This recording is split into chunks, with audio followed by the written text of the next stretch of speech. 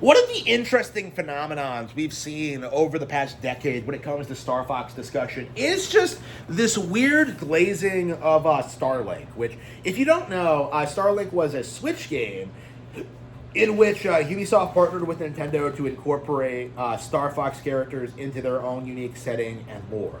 Obviously, I played Starlink when it came out. It was unbelievably lame. It was like really poorly constructed. It had these dumb like toy to life features. It was one of the last major things Ubisoft did before they went started going under.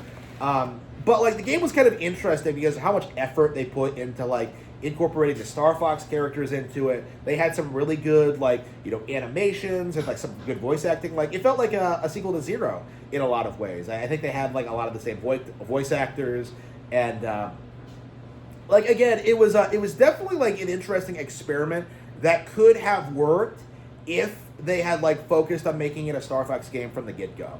And in hindsight, that's probably what they should have done.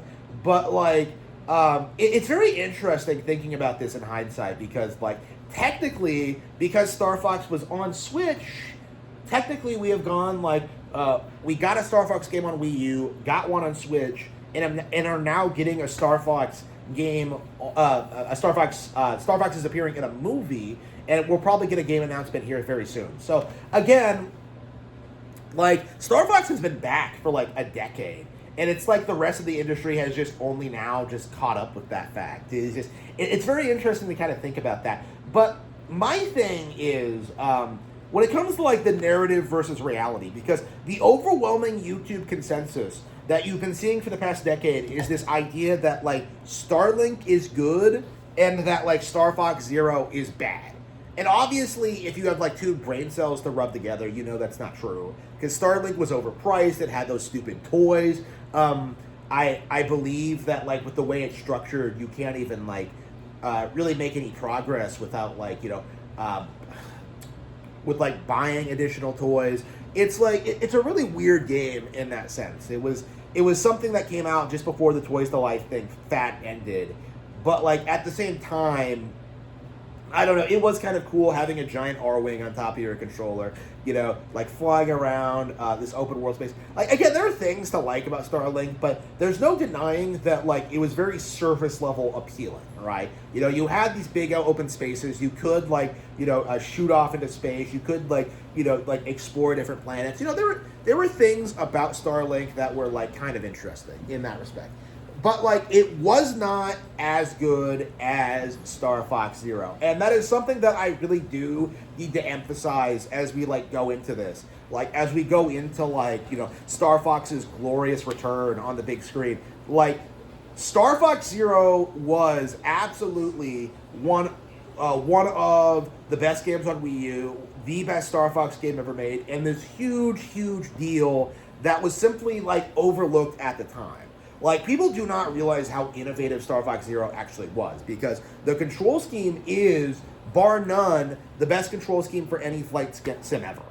People don't think about this, but the simple fact that the Wii U gamepad was something that you could use to aim and shoot in different directions is one of the most interesting and innovative things we have ever seen out of the genre. It was seamless, it was flawless, it was amazing, and the industry rejected it. Just kind of like how they rejected dual stick controls back in the day with that Aliens game.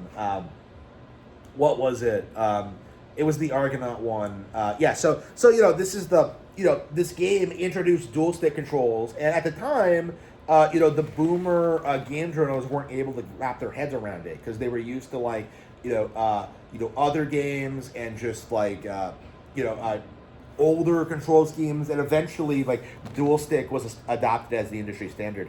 I believe that Nintendo has every desire to pursue this control scheme going forward, and that's actually something I've been saying a lot about this movie. Is that they're probably going to be taking a lot of influences from Zero specifically in Fox's portrayal and how the R-Wing operates. It's very possible we are going to see Star Fox use the Zero control scheme in the movie.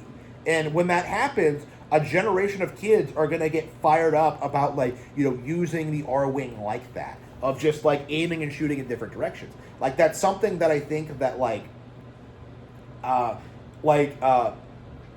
younger players are really going to get into. Like, as opposed to, like, the way that, like, the boomer journos of, like, 2016 tried to write the game off before it came out. Like, it's going to be really interesting seeing this happen. It's something that I think people are really think isn't going to happen. Like, the idea that Zero is going to have a resurgence of popularity, that we're going to get a sequel like it, and that it's going to, like, retroactively make Zero, like, this huge deal. I think a lot of people are just kind of, like, delusionally believing that Starlink is the future of Star Fox.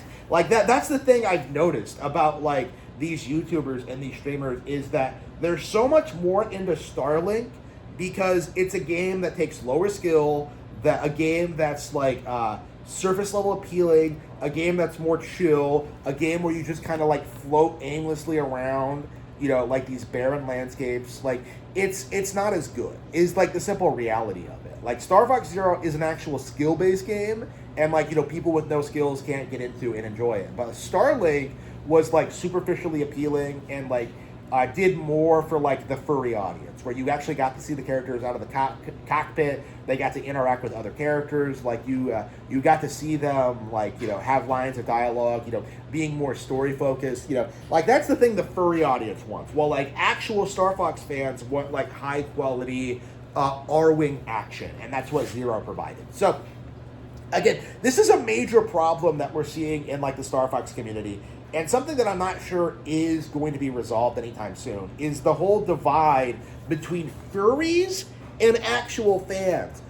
Korean neurosurgeons who are funding gay porn, giant gay porn of Fox and Falco, and people like me who have spent, like, dozens of hours grinding the same area in Star Fox Zero. Like, again, like, the divide between us is too strong. Like, it really feels like we're radically different fans.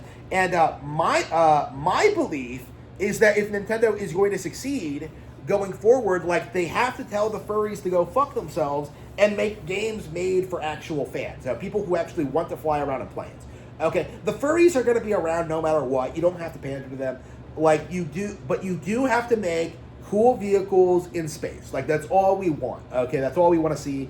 And I just don't know if they're going to do it. Like, I'm very interested in seeing what the new Star Fox is actually going to be. Because, I would want them to do Zero 2 or, like, Zero Deluxe or whatever. But, like, honestly, I think it's more likely they'll do something, like, radically different that kind of eases people into the Zero control scheme and then bring it back at, like, some point in the future. I could see them doing that where, like, oh, yeah, they put out a new, radically different Star Fox game. And then once that blows up and becomes a multi-million seller, then they'll do Zero Deluxe, and then they'll do, like, Zero sequels while still, like, trying to do, like, other things with the series. I'm very interested in seeing, like, what they do going forward. Again, Star Fox is in a really interesting place right now because they haven't made new ones in so long. And because its primary competition, Star Wars, has fallen off so hard, I think Star Fox is in a position where it could theoretically replace it, as being the de facto, like, space, like, action series. Like, I think it's in a position to do that. And obviously, Nintendo must have a good idea for the future of the series. Otherwise, Fox wouldn't be in the Galaxy movie. But, like, it's going to be really exciting to see what happens going forward.